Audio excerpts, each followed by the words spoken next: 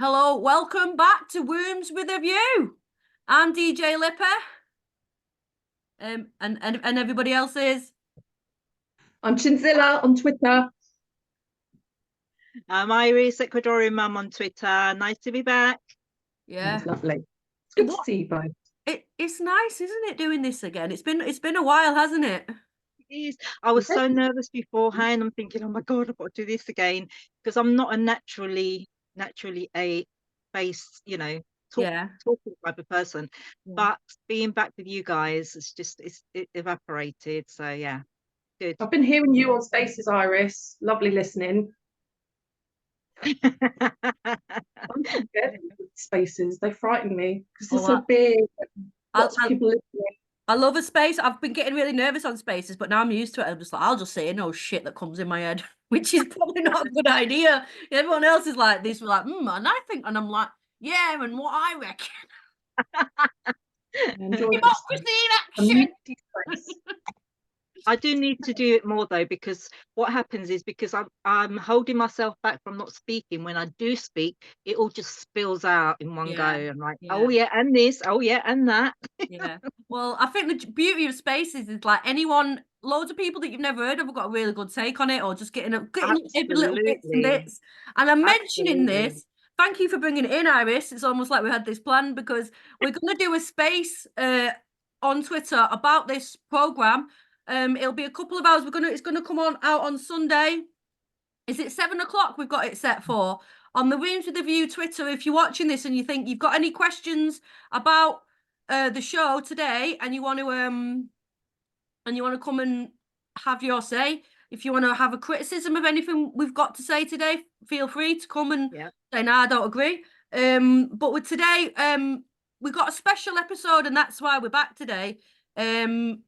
And so, yeah, we want to talk about, there's been a book released by Mr Hayton, an autobiography of an autogynephile, which has been setting the gender critical community on fire, quite literally. Ultra serious stuff. Literally on fire. And rather than just, go on about it on Twitter, I thought I'd invite somebody onto the show who's done the hard work of actually reading the book, because I don't really fancy spending my money and reading it. But I also don't think in a democracy you can go around slagging things off if you're not actually going to engage with the things that have been written. So without further ado, I'd like to bring on, I'm a massive fan of this woman. I've been reading, especially recently, a lot of her threads, and they've been really, really hopeful, really kind of inspiring, and make me feel better about a bit of a bad situation. I'm going to bring on Lorelei. She's a writer and a literary critic. She's written for The Radical Notion, and now she's sort of freelance. She's got a Substack, and I'll let her tell you all a bit about that later. Hang on, I'm just trying to bring her in now. I'm like everybody's favorite auntie. Right, how's this working now? Happy Woman on Twitter. Happy Woman on Twitter. If you've got a Twitter handle, right? But hello. Hello, can you hear me? Yes. And it's lovely to have you, Lorelei. It's lovely to be here. Yeah. Your writing sparkles. Thank you. That's a lovely thing to say. It does. It's absolutely clear, and as women, we're always busy. So when there's something that you feel you need to read, it's so much better when it's so clear and easy to understand all the way through. You get it in one go. You don't need to go back and read, oh, let me read that again because it didn't quite go through. But yeah, that's how I see your posts on Twitter. I'm so glad, because I go on a bit sometimes. I'm a menace with the long form tweets. I do like them. I like a long form tweet because sometimes it's not an easy point. I'm cheap and I can't afford to pay for it, so I just try and say everything in a punchline. But I think that causes loads of disagreements and arguments because you don't have the time to put in your qualifiers and to put in some nuance and some balance, which you want to, but you've only got a character limit, haven't you? So you're kind of forced to make yourself a bit more blunt than you want to be. And I think it's nice to have a bit of space to put in A the little trick I use, because I don't always have time to read everything, you know, especially the long stuff there and then. I archive the tweets and then I save it on my my phone and go back and read it when I do have the time. So there's that way for because I feel you, like Kate is saying, DJ Leap is saying, it is important to read everyone's perspectives, you know, in order for us to understand everything that's going on. Yeah. Yeah, and I think it was one of your threads that got urged me to invite you onto the program, because you've read David Hayton's autobiography, and you're going Yeah. to tell us a little bit about some of the themes it pulls out and some of the problems that you find with it, and some of the shortfalls, I suppose, as much as any. Well, I listened, sorry, I listened on Audible up until chapter 6, and then I'd had quite enough. Yeah, no. Does he narrate it himself, or has it got somebody Yes, else? he does, and he's got a really monotone, dull voice, and which I think hides a lot of wrong things about him. But after chapter 6, I'd had quite enough. I felt like I was being gaslit, and then you start doubting yourself. And I went to Lorelei's book review, and like we said, it was clear and understandable. There's no fussy language, and everything she was saying, I felt. You know, and so it's just such a help for women like me that are not educated in, you know, safeguarding all of that business, but we just know that there's something wrong, something off here. So it was perfect. So where should we begin with the book review, Lorelei? Where would you like to start with start the discussion?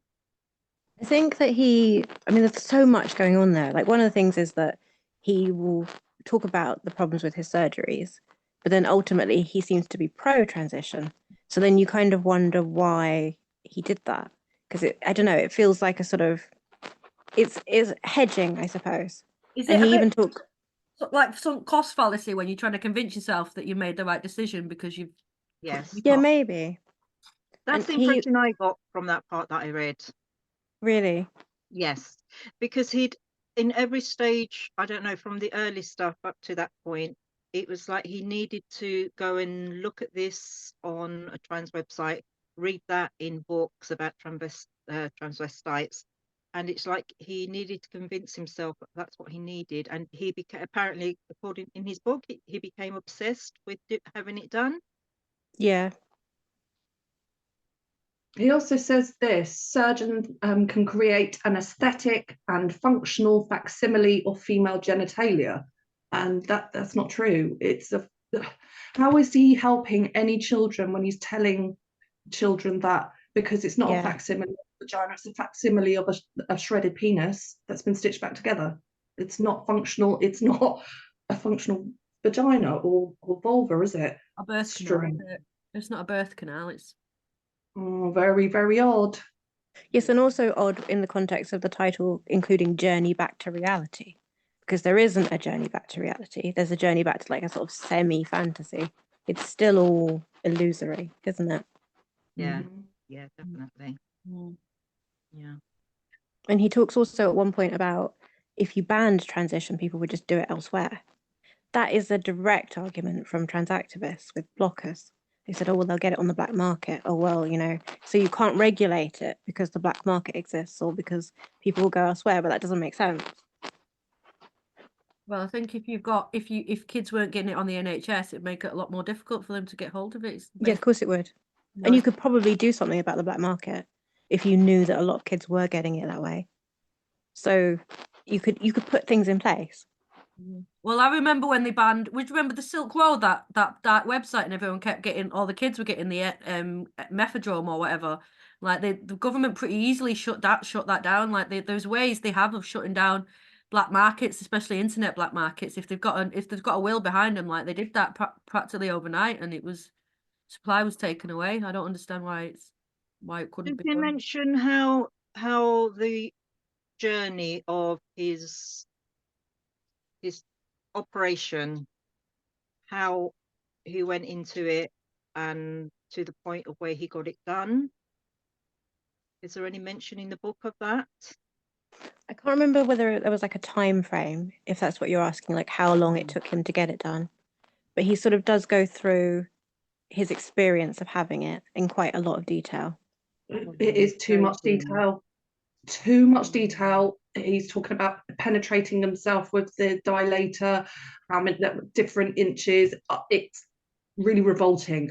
I asked my family, how would you feel if a teacher in our local school did a long Facebook post on describing their genitals, and all of them were just horrified or disgusted. So how he gets away with this, he could describe his genitals and what he's doing to them, and nobody thinks that's an issue or safeguarding red flag.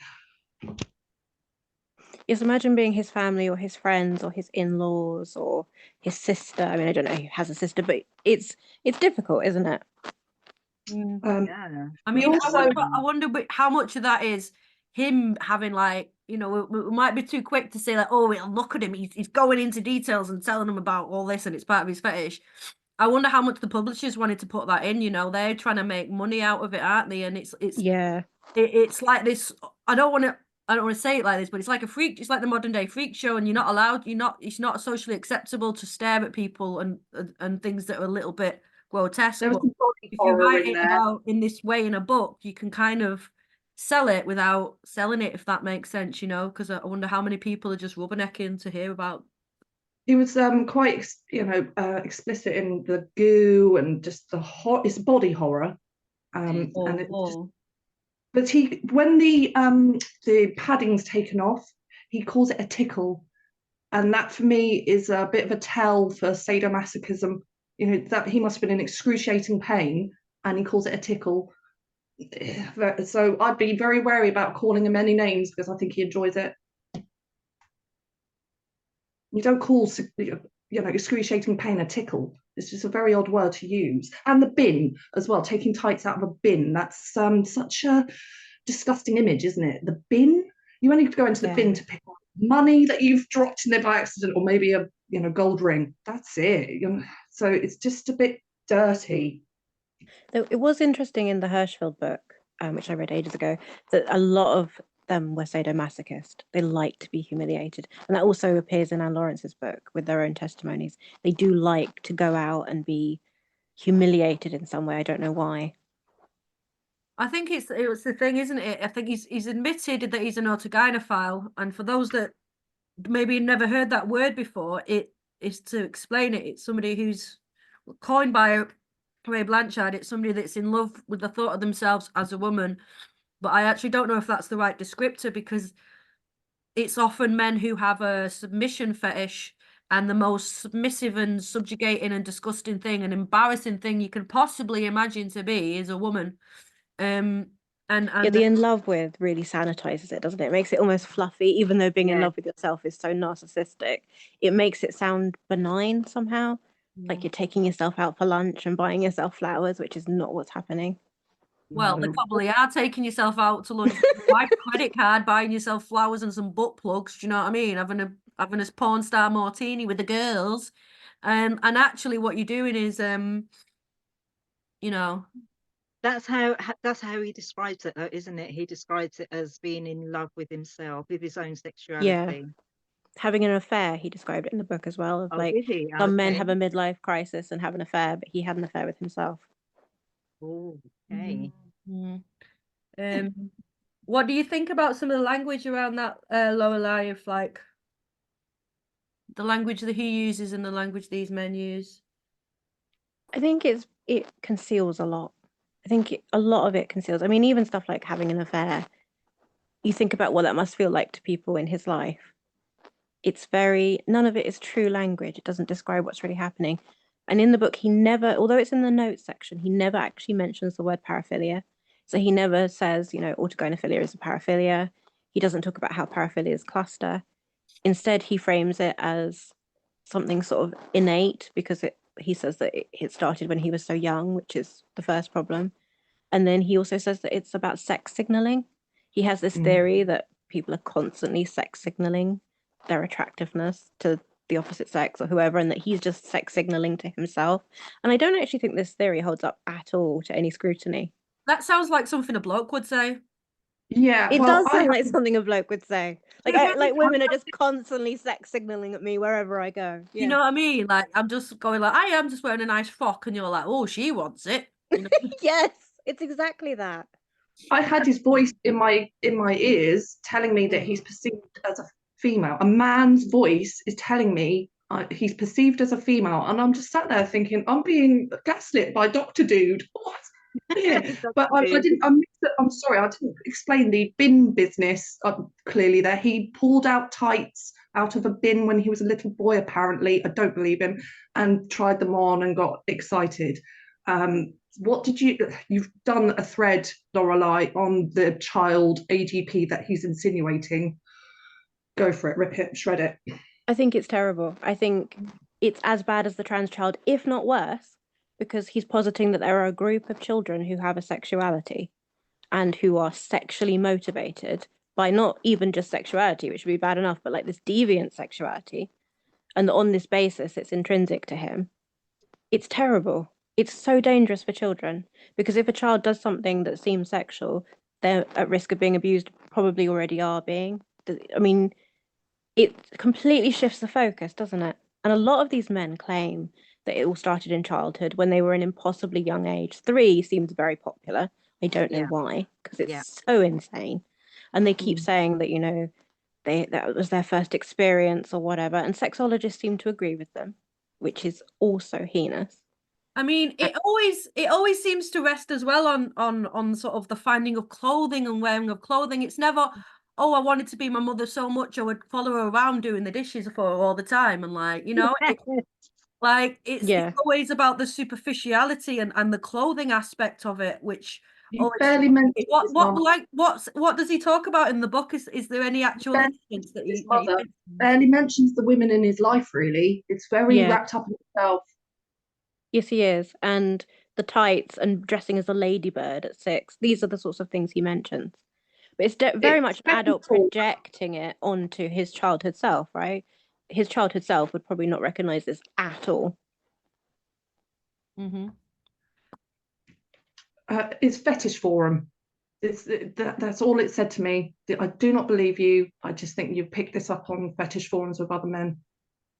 Well, not to make a comparison with paedophiles, because I know that will make people very cross, but paedophiles have sort of proliferated this myth that they were abused as children, that it was very common for them to be abused as children, to the point where people believe that. Like, just general people believe that a lot of paedophiles are abused as kids. But actually, when they threaten them with lie detector tests, the number of them claiming, even though lie detectors aren't accurate, they didn't know that, the number of them claiming to have been abused just dropped massively and seems to be in line with just everyone else. But these men have projected that onto their childhood self, presumably for sexual reasons, because then they can talk ad nauseum about horrible things to their therapist, and also gain sympathy. And I think those two motives of getting to talk about their fetish and gain sympathy is a common theme. Yeah, if you look at the we've got so many examples of parents transing their young boys now, and if you look at it, none of them ever say, oh, he put a pair of tights on and he said he wanted to be a girl, or he put, you know, it's always like, oh, he likes pink, or he likes playing with dolls, you know, that type of thing, which is still, we've been at this for so long. We see so many mothers, hear so many mothers, and they've never come out with a story like that. They might have abusive sons as teenagers or adults, but they've never come out with, oh my, and we watch our kids a lot more than we did back in his time, but it's just never been a story like that. So that's why I know he's made it up. Was he an effeminate boy though?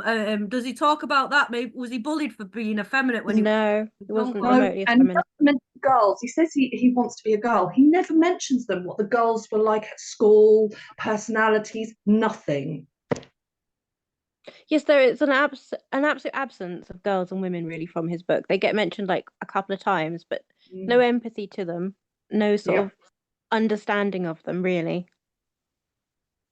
This is why I only got up to chapter 6. I got so angry. I just he's stuck on my Audible. I had to smudge my iPad, and I'm sorry that's cultural appropriation, but I needed all the help. Did you use Sage? Horrible. And he uses the oh, which bit was it? Sorry, going back to his claim of fetishizing himself. He uses that as an excuse to make AGP and sexual orientation, doesn't he? Yeah. Well, I think this is a really interesting bait and switch, because it feels like trans rights activists never claimed that they had a fetish as a kid. You know, it's an unnatural thing, and it's almost like a bait and switch now in the gender critical movement, where we've got an autogynephile and we say, no, this is what trans is as well, and that's acceptable. You know, and I feel like it's quite a worrying thing. With obviously sexualizing children is a big part of the debate. Is people feel like there's a push to normalize paedophilia and children being sexual, and I think this is some of the arguments that have been made. He So also, oh, sorry, go ahead, I Lorelei. was just going to say, I don't see how the AGP child is an improvement on the trans child. I don't see how that benefits children at all. No, I think it's worse, you know, in a way. Yeah, in a way it is. Well, it definitely is, because he's you know, his motivation. Doesn't he later talk about does he talk about sissy porn and pornography, the effect of pornography on his transition journey?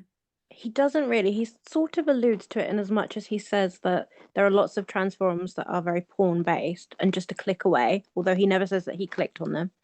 And he also talks at one point about a lot of adult men have watched pornography, but he doesn't really like make that about him. But you know, why bring it up, I suppose.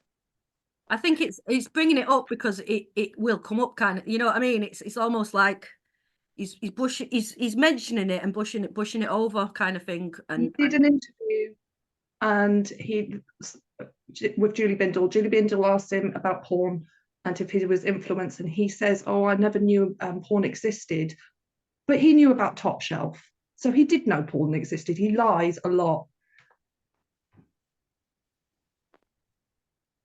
yeah.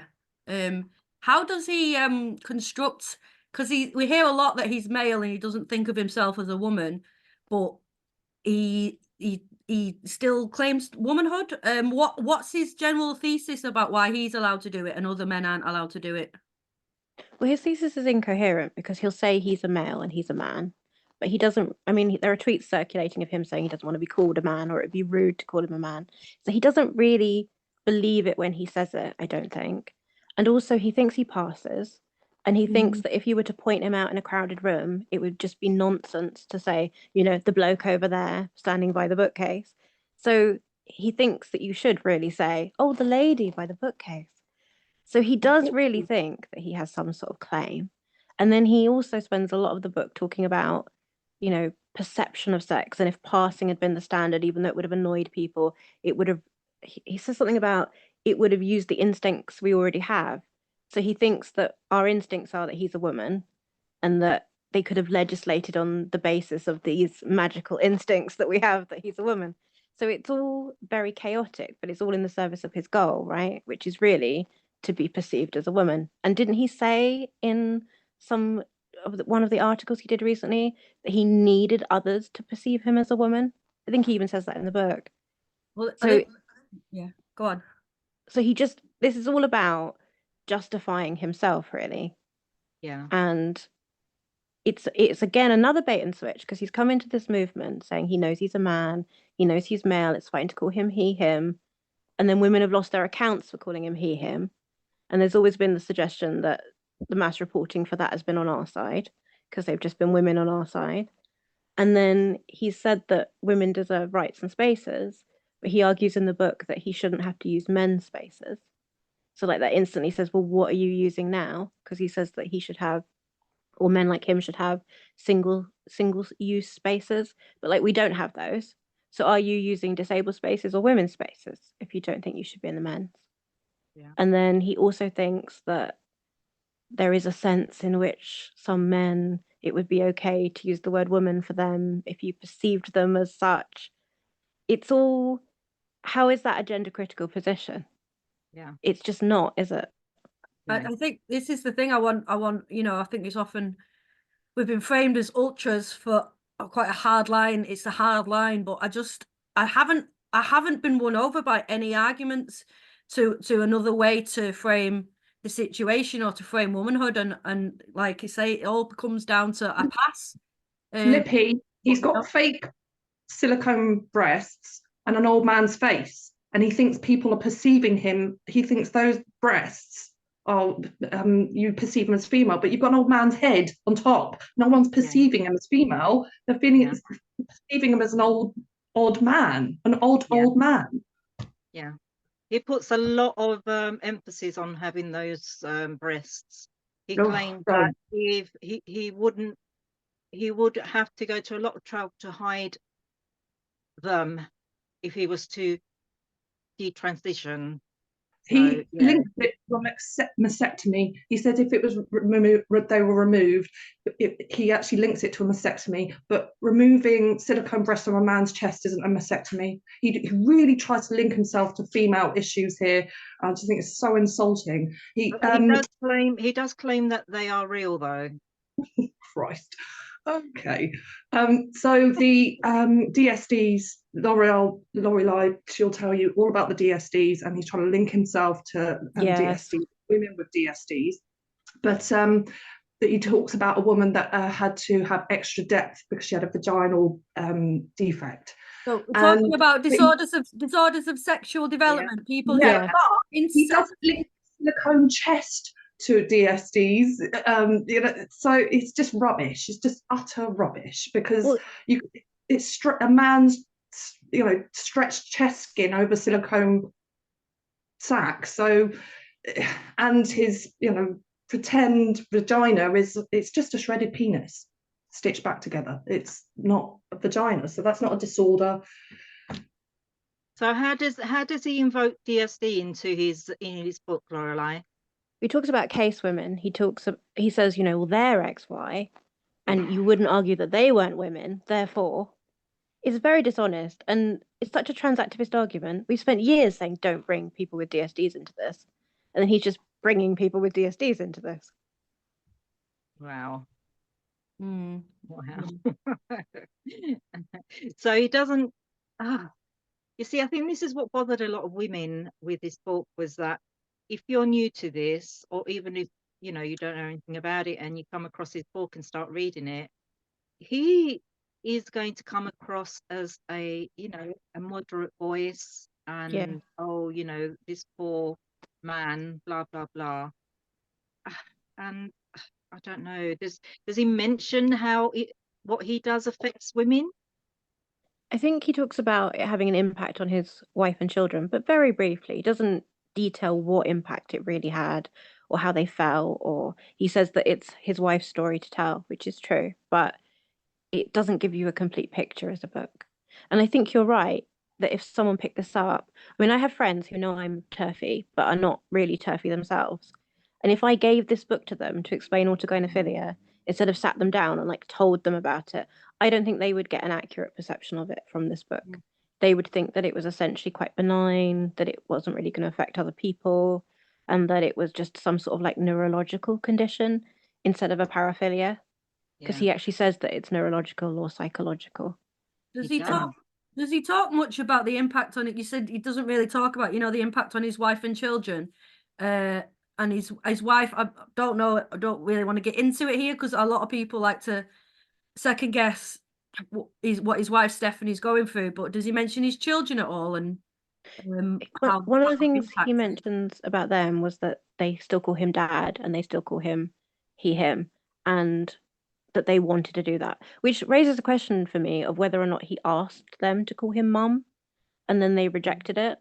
I heard that would be terrible. I heard on a thing that they somewhere, I think it was a Mumsnet, or it was only an interview, and he wanted him to call him mum, but so they called him dumb, like a company, like mixed dad and mum, so they called him dumb for a little bit.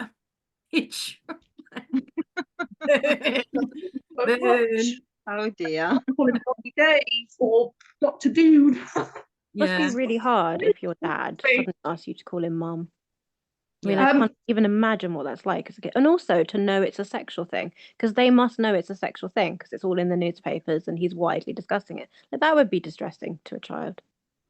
Yeah. Well, he says for autogynephiles, the compulsion to transition the body is then driven by one of the most powerful forces known to man, the male sex drive itself. And I'm just thinking, oh, it's always a dodgy Dave that says that sort of thing, isn't it? Put it up, hey, Dave. So it is about sex and his Yeah. sexual urges. Yeah, he's actually being honest there, in my opinion. Mm. That's how I see it. And But it's we're not meant to. listen to yourself, because what you're going to do with yourself, apart from the obvious, if you're sexually, where can you go from there if you're sexually attracted to yourself? What, you're going to go marry yourself? You're going to have family together with yourself? You know, it's just so disingenuous from him.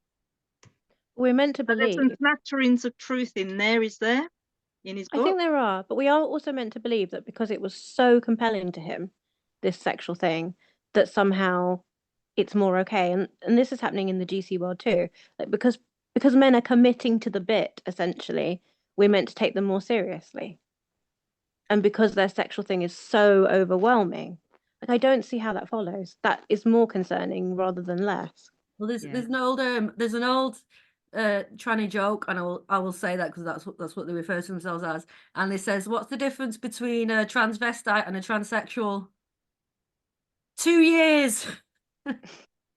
And I think often, you know, we see the removal of the inversion of the penis as almost like a litmus test. Like, if he does that, then he's safe to be in women's spaces. But I don't know if that's the case. It just means that he's really, really dedicated to his fetish, isn't Very. this? Yes, and in men who are not autogynephiles, when they castrate them, like they've castrated sex offenders in various parts of the world at times, it doesn't stop them offending against women. You know, they will use brooms, they will use bottles, they will use other objects. So I don't know why they think it makes them safe.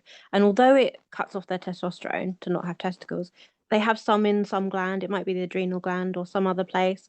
So there is residual testosterone in the male body, even without testicles. So if that is the reason that men are predatory, which I don't know if it isn't fixed by that. And we know castration doesn't fix it. Well, I think I think that's a really good point, and I think I don't want to give the man the credit here if another woman came up with the idea, but it's a really good point made by Mr. Menno the other day. Had a street Episcopalian, I don't know what it's called, a thing with, is it John Bogosia, Peter Boghossian and Stella O'Malley, and they had a discussion, and he mentioned a really important point, which is, you know, you've got the penis down there, but your brain is a sex organ, isn't it? Men's brains are the main sex organ, because you can't get aroused unless you're thinking about something. And, you know, there's still something going on up here. And I think the idea that if he's behaving inappropriately, or if he's going around with a hard on, then we can say something. But if there's nothing visible, nothing visibly sexual, then we can't really say anything about it, you know. And I think that they've almost like their entire life is a performance of their sexuality. So yes, a man who's wearing a dress and pretending to be a woman because he's sexually aroused by it is constantly engaged in it. So the idea that we can't visibly see something is mad, because we actually can. Yeah. You know, it's like if a man was into nappies and he walked in to work on a Monday in a nappy, and you'd be like, well, I can't visibly see anything. But of course you can. yeah. Well, I think this precisely. And I mean, I think another criticism of it is that he is a teacher. I don't know if he's teaching at the moment, but you know, if autogynephilia is a part of the arousal and part of the fetish is the perception of being a female, and it's people giving you female pronouns, calling you myth, she and her, and if children are involved in those behaviors, then is that non-contact child sexual abuse? Well, one of the things in the Anne Lawrence book that was really telling was just how very tiny the things are that are arousing to these men. So one of them actually said that having a female sex marker, being in the women's bathroom, like just the tiniest things, any sort of affirmation of it, or is sexually arousing for some of them. So if you're then writing policies that make children have to call you miss and put you in the bathroom of the female teachers, it's really bad. Does he? So this is something that we often criticise Hayton for. Is that is it the National Union of Teachers when he was in the Union of Teachers, wasn't he? And he helped to draft the guidelines that were used to say that boys could use girls' spaces in schools. Am I right in thinking that? Does he mention that in the book? Does he talk about his actions in that and what it maybe is? Oh, I shouldn't have done that. Like, oh dear. No, he doesn't say that he shouldn't have done it. He mentions that there are bad policies that put little boys into little girls' bathrooms, etc. But he doesn't say, oh, and I wrote one of them and I regret this. He just completely glosses over that, which then makes me wonder why he even brought it up, because it becomes dishonest. He should have said, well, I did it and I no longer agree with it because X. He controls you. He's a very controlling man. He brings up Kelly J in chapter 5, and he asks you, is Kelly J's message useful? And so he wore a man t-shirt. He doesn't question whether he wore that man t-shirt is useful. He doesn't. It's only the women he questions. And you've got, so this is why she's brilliant. She knew you can't gaslight Posey, and she understands you can't gaslight science. And we've got a science teacher asking you to question science. Is it useful? Yes. Yes, it is. It's like in that article he wrote recently, I don't know for where, might have been The Spectator, might have been something else, where he said that linking biological sex to gametes was like an absolutist position or something. Really? Yeah. Oh my goodness. I mean, I know we all use the word biological sex as well. Like, what other kind of sex is there? I mean, I know there's that one, but like, we know we're not talking about that. We're talking about, like, oh, biological woman. What other kind of woman is there? A cultural one. It's a very it's a tricky game that they're playing with language, I think, and it's one of the things is to deconstruct it, is to push back and just say man, male, man, human man. You're a human man. You're a human male. You're a man. End of discussion. And it's frustrating that position is being maligned as extremist and cruel and somewhat far right. I think there is a direct connection between maligning that position and consequences like women in prison being given extra time for calling men he. It's by making it taboo to call men what they are, making it something you can be ostracized or shamed or considered rude for, that you can then punish more vulnerable women for not adhering to it. It's a direct mechanism. It's one of the things that made me absolutely determined never to call men she, because I started using preferred pronouns when I joined this, was seeing that the consequences to women in worse situations, I think it filters down. We have to hold a line because they are being punished for this. Yeah. Well, he's a walking stereotype, a sexist stereotype of whatever female he's got in his brain. And women are told off for being angry that you're calling misogyny she. That's what. And so quite rightly they're angry. I'm with them. I'm with the ultras. They've made us sound like a toy, like the ultra trans battling the Decepticons. No. I love it. But carry on. I think they need to stop making us sound cool. I don't actually consider myself an ultra. It's just I'm just taking the piss out of it because that's, it's just one on top of a list of things that we've been called. Not usually from. Actually, usually it's from our side. Yeah. Yeah. I'd like him to be honest and say that actually he's not trying to be female. He's trying to be a sex fantasy woman for penetration uses only, because he mentions penetration quite a few times. It's quite disgusting. And that's what he is, or what he wants to be. Not. That's what I think. I don't know what you think, Lorelei, and the rest of you. I don't think he has an understanding of women, so I don't think he can possibly imagine being one of us at all. And I think this is a common theme. Sorry, go on, Lorelei. none of these men seem to know what a woman is, actually. Not No. literally, they don't know what a woman is, but also instinctively, none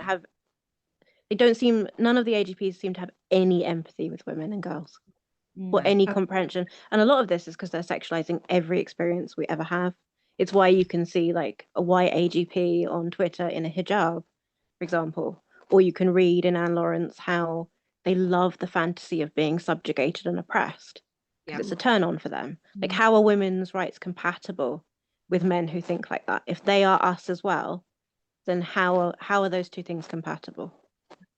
I also think there's an interesting thing that I've noticed is classically there were two types of men who cross-dress, and you've got the ones who do it because they're gay and they're really feminine and they're kind of trying to pass as women because they get so much shit for being effeminate men. And then there's the straight men, often late transitioners, have a wife and kids, and then transition. And what I found interesting in the women's movement is it's never the HSTs that come in and want to be on panels. You know, it's always seems to be autogynephiles who find themselves in women's business.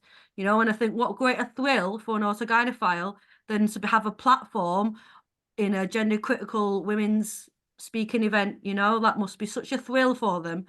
And I've noticed that all of them that seem to be in our business seem to be this type. I know people have criticisms of the schema that Ray Blanchard put together, but I do think it's worth noting. And I think that for me, I think a lot of women when Hayton, and at the time it was Christina Harrison was also there, and I think a lot of us assumed they were gay because we were, oh, they're safe, and then realizing, oh, they're all men.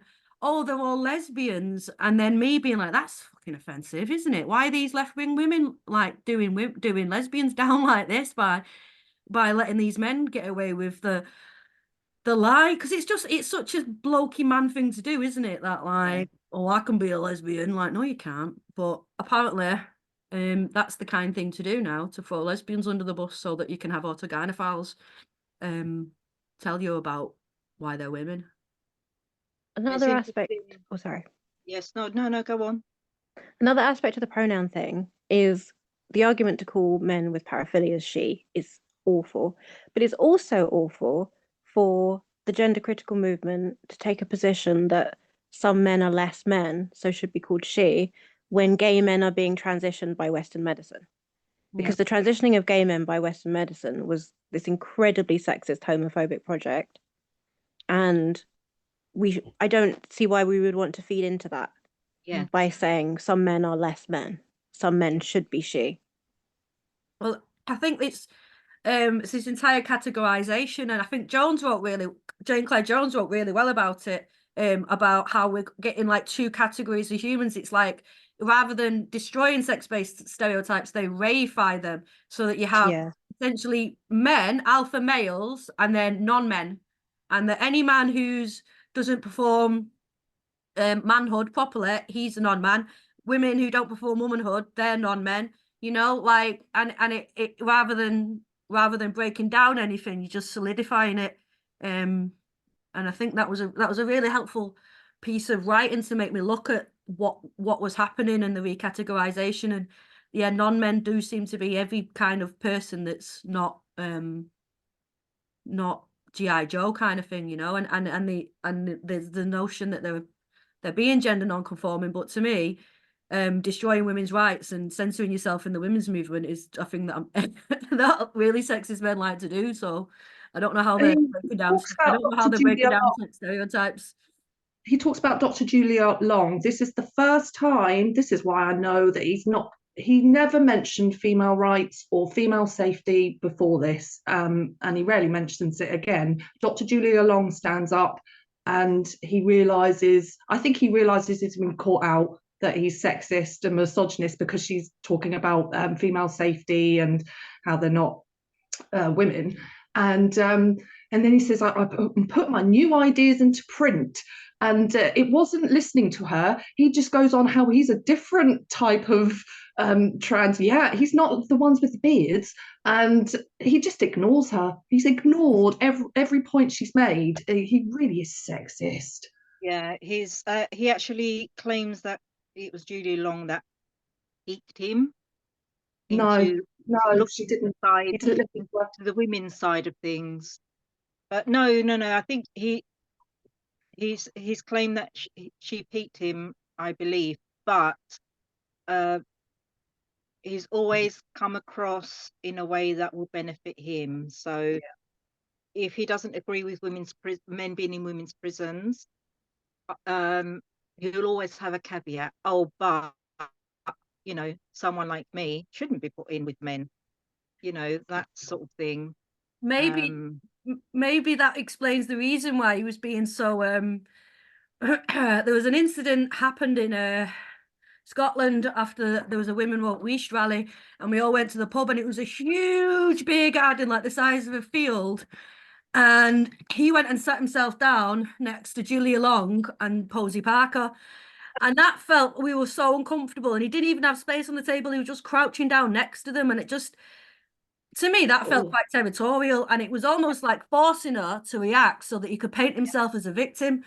Yeah. Because he knows full well in that field, that table is the one table where they definitely don't want him there, and he's going and sitting himself down there. Alpha male. And it just inserting himself into where he's not wanted. Alpha male. And Julia Long responded by starting a sing-song of some turfy songs, and I felt proper awkward at the time, like, do I want to join in? This is fucking awkward. But that's what I mean, it puts the onus on you, where when you try and defend yourself or your boundaries, then you're on the back foot and you're going to look mean. And I'm meditative, and I felt awkward, so like, what's everyone else going to be feeling like? In an interview, he describes us as a football team. This is just a football match, right? He actually says this. I cannot believe he did this, that this pronouns business, and that he compared it to a football match where he was at a football match, and he praised the goal scoring of the other team, and men had a go in, and it was amongst men. So he's just compared with female rights campaigners to men, to angry football men. The insult, and it's a game, isn't it? It's a game. Well, these women like Lorelei and the trans widows are not playing a game. They're keeping women safe. It saves lives as well. Calling out misogyny, abuse. It saves lives. So it's not a game. But that's what he compares this to, is angry men at a football match. Yes, I remember that. And he also suggested that like some women are just in it for like team feeling.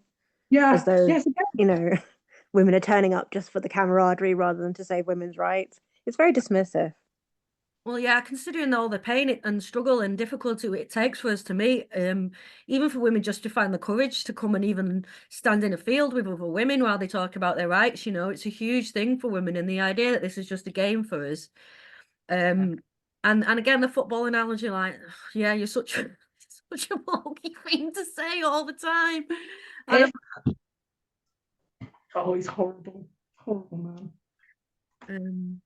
It's funny you say about the non-men, because there was this researcher who went to Brazil and he looked at the travesti, who tend to be like very feminine men who transition there. And he said that in Brazilian society, there were two genders, and they were men and non-men. And like everyone except the very sort of alpha men was straight in the non-men category. So this does seem to be a thing that replicates in all sorts of cultures. Well, I think it's the thing that is coming down now from the United Nations. They're embracing this entire schema of there being 25 million genders, but all of them are basically human being and variations of a whore. Like, like or not whore, or not, no, I'm not a whore woman, I have no sex kind of woman, like these genders all seem to conform quite predictably to sex-based stereotypes, don't they? Yeah. Is there anything else in the book that we've not covered yet that we need to get our teeth into? He doesn't like pronoun badges, right? He says pronoun badges is controlling others' speech, and I've been thinking about it so hard. It's given me a headache. Why does he not like pronoun badges? And I think it's because he wants to give you the impression he's not controlling you, and that it's so open that it shows these pronoun badges. Men like him are showing how controlling they are, and he doesn't want you to know. It's all hidden with that monotone, dull, calm voice he's got, and he doesn't want to give you the impression he's controlling you. If you call a man she because you feel sorry for him and he's very, very sad, is that better than him manipulating you with a pronoun badge? Like, it's still compromising and miserable, isn't it? To be made to feel so sorry for a man that you call him she. Yeah. And I think somebody made a point the other day, which I thought was quite interesting, was, if you're really sad and depressed, then you can't get a PhD, you can't become a member of a Green Party, you can't write school policies, you can't have a very successful media career if you're crippled with trauma from childhood. You likely have difficulty holding down a job, you likely have difficulty progressing in your career. That's the reality of what trauma does to you. So I think that it's a bit of a disingenuous claim, because I think, not to say that you can't be really successful and have lots of demons and lots of troubles in your life, but in general, you don't tend to end up writing for The Spectator if you're riddled with, like... He did say in the book that he did get trouble and hate and stuff, and people were writing into his school. But what happened was, in the end, the head teacher, a bloke, sent it all on to the police, and it was almost like he's trying to link himself to what happens to women in this movement, when it's nothing like that. That's a bloke that's got a bloke's back, whereas women are losing their jobs. So he tried to make me feel sorry for him because the head teacher's got his back. I'm not. Whereas the women in this movement have lost their jobs, are in hiding, they're anonymous. It's not the same. Also, I don't think you would get a woman who was motivated by a paraphilia, even though women rarely get them, who was like openly motivated by her sex drive and everything she did, getting articles in The Spectator. It seems unlikely to me that she would have like a position of such respect and having so many people defend her, and she'd be on the telly and the school would support her to the nth degree. It just doesn't seem likely to me that a woman who was doing that would have the same response from everyone. Yeah. So I think it shows that they aren't women because they're allowed to behave like a prostitute in a lot of the time, and they're not like a woman who shows a bit of ankle can, I'm exaggerating, but they're not judged in the same way. I think it makes me laugh, the picture of Eddie Izzard in the women's magazines, like, oh, she looks stunning and brave. It's like, if a middle-aged woman looked like that, you'd be pulling out your marker pen and pulling out every little wrinkle, every little bit of cellulite. You'd be like, look at that dog's dinner. Do you know what I mean? Like, the fawning they get, these middle-aged blokes. IT consultant called Steve suddenly decides he's a woman, and everyone's like, oh my God, yes, queen. And it's like, middle-aged women don't receive that kind of approbation, do they? No. Even young women don't often receive that kind of approbation. Does he mention support outside his family, like groups of others like him?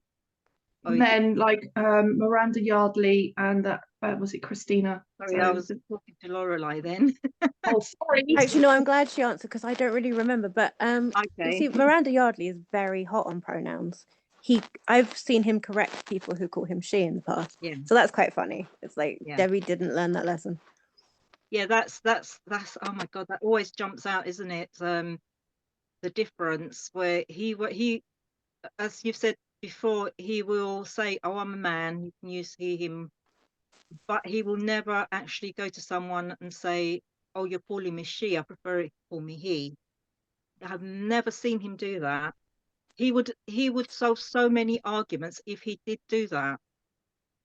Yes, he would. Even if he'd put out a tweet saying, "Look, call me what you like, but I am a he," that would have solved quite a lot of arguments and like calmed everything down, perhaps. Yeah. Yeah. Yeah. I mean, there's so much we can talk about. I mean, I think we could be here all day, and I think it's like a good jump off point to talk about autogynephilia and what it is and what the implications are for safeguarding in the women's movement and in society more broadly. And I hope we can discuss that a bit more in the space. If you've enjoyed this, please come to the space. We're going to have it on Twitter in a couple of hours, and you can give us feedback, or if you've got any experiences with autogynephilic men. I think often the focus is on these men, and we lose the perspective of what their impact is on their in society, on their family, on their friends, on their partners, and often the women who are married to these men tell a very different story about their behavior. And you know, I think it's really difficult for trans widows to often talk about a lot of this stuff, because it's essentially their domestic abuse, and you know, and that leads to men being able to say what they want, and they're struggling to even get their head around the trauma of what's happened to them. But if there are any trans widows listening and you want to come and have a say on the space, please do, because I think your stories are the missing piece in a lot of these, and it frustrates me that the women's movement aren't more curious about their perspectives on their partners, you know. Children as well. Yeah. Yeah, if you've got a parent who's struggled with this paraphilia, like we'd love to hear from you, and just anything in general, and what we can do with regards to repealing some of this mess. And people talk about repealing the GRA or changing the Equality Act. What do you think needs to be done about it in those senses of it?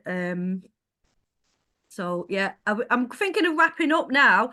But again, I just want to make sure, have we covered everything in the book, Lorelei, that you wanted to talk about? I'm sure I remember 5 or 6 things after we finished, but yeah, I think we have. And although the focus now is on this one AGP, the problem is so much bigger than him.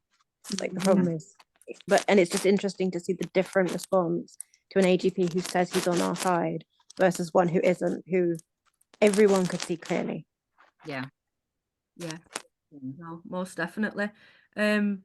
Well, thank you for coming on, Lorelei, and thank you, Iris and Chinzia, for coming and starting up Wounds of the View. I think we're going to start trying to do this on a bit more of a regular thing, and link it to spaces, because I think it's nice to have a bit of feedback and a bit of Q&A afterwards, and just get doing? off I'm our so chest. nervous about the space of this. I'm so rusty.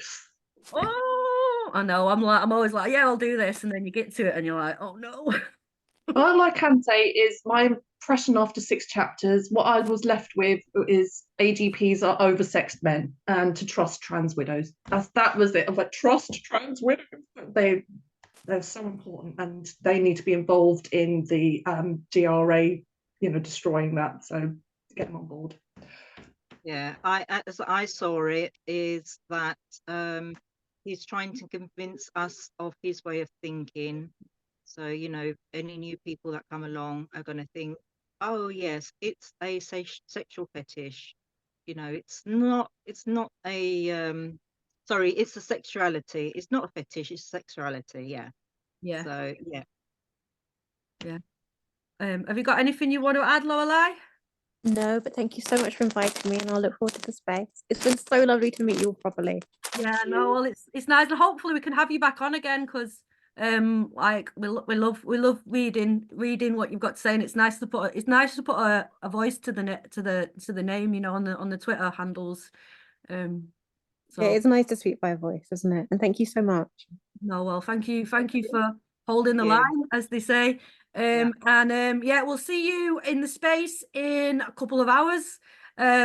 We've been Make More Noise. This is Wombs with a View. Till next time, keep on.